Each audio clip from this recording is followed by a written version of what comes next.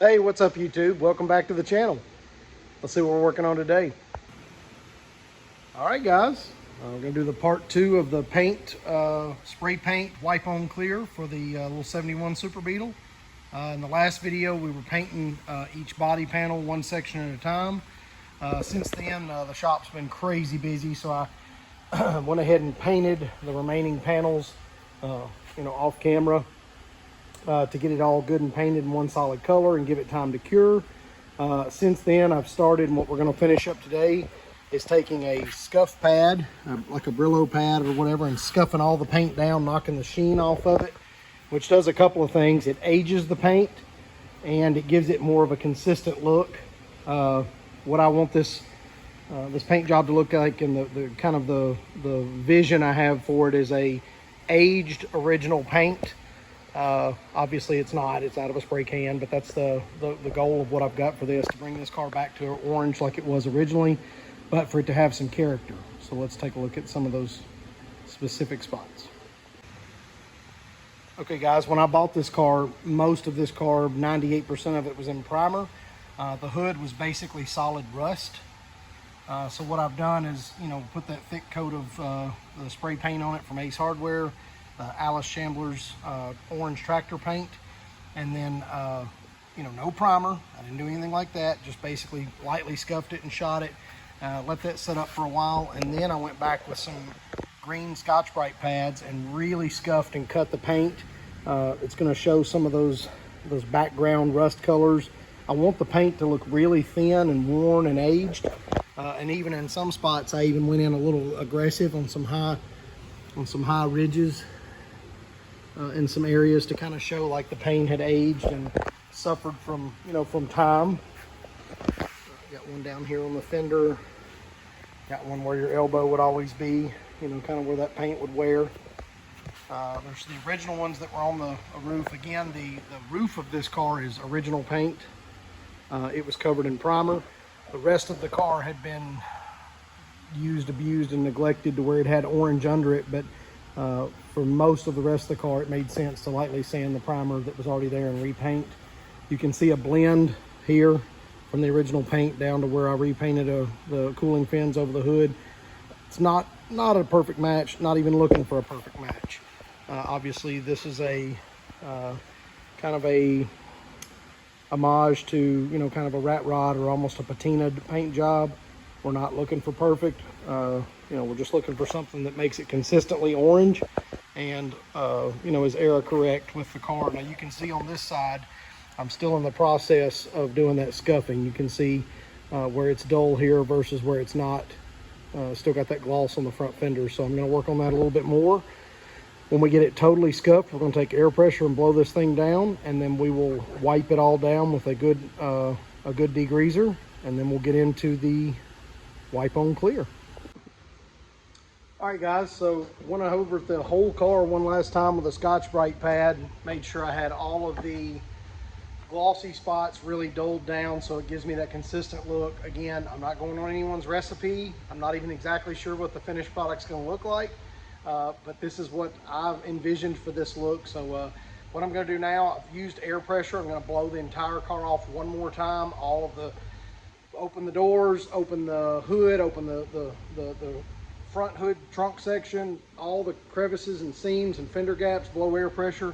Once I get done with that, I'm going to take this, not sponsored by, just using this product, the Spray Away glass cleaner, and a box of rags, and I'm going to waste a bunch of rags, but I'm going to wipe this entire car down, really try to degrease, get rid of any impurities or fingerprints or anything off the car.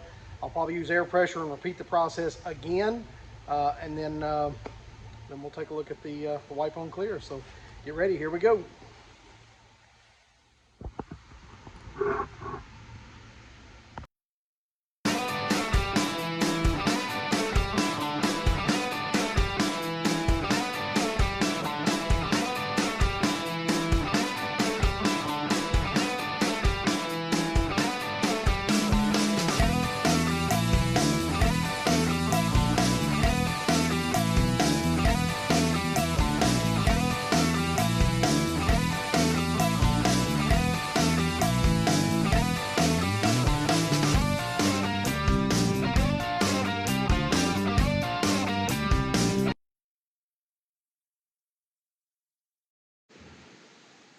All right, guys, got this thing wiped down. Actually went over it twice during the videos. There was no need in you watching me wipe it down twice. Wiped the car down, used air pressure out of the nozzle again, wiped it down again, and used the air dryer from the leaf blower. So I'm gonna let this car stand for about a half hour.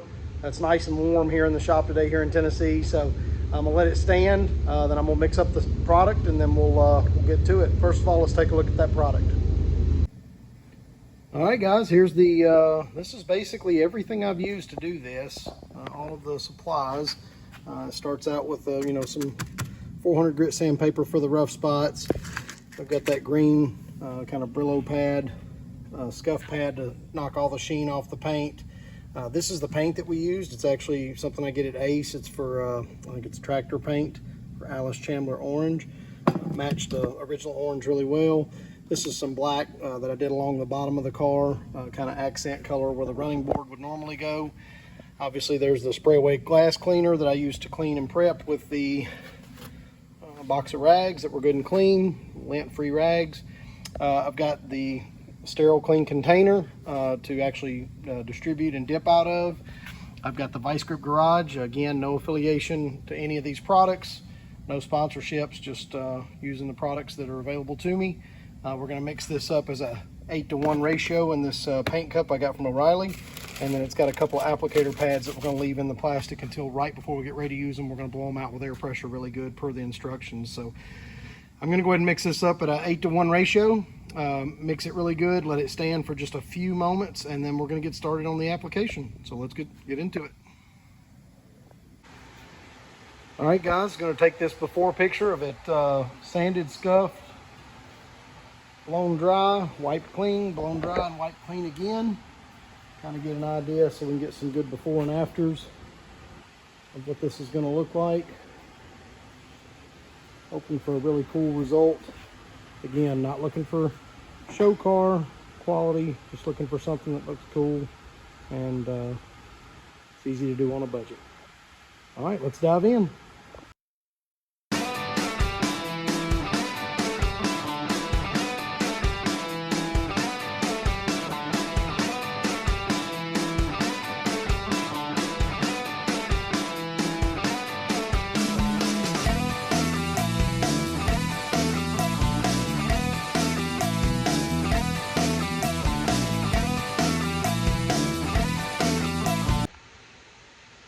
Guys, it went really well. We'll take a close look at it here in a second.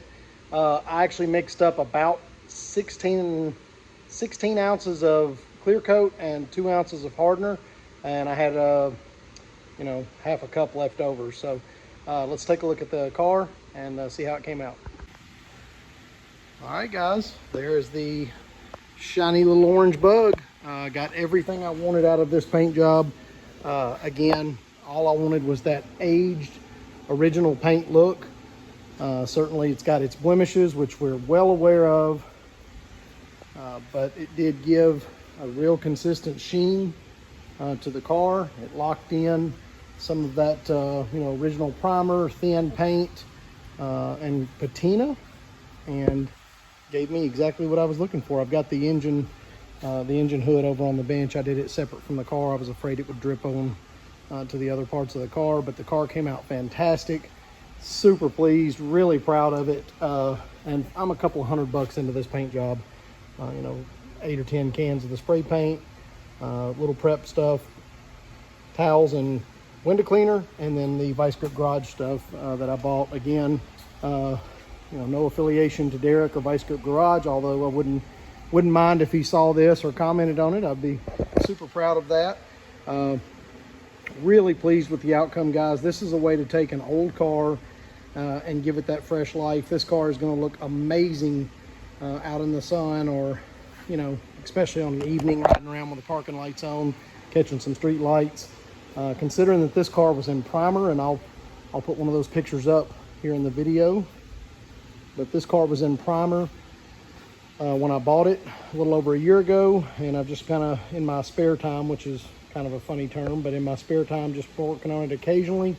You know, did the fuel injection back in the winter, and you know, got the exterior how I want it now. Now it's time, we're going to move on to the interior, get those aftermarket bucket seats that I've got, get those installed in the car.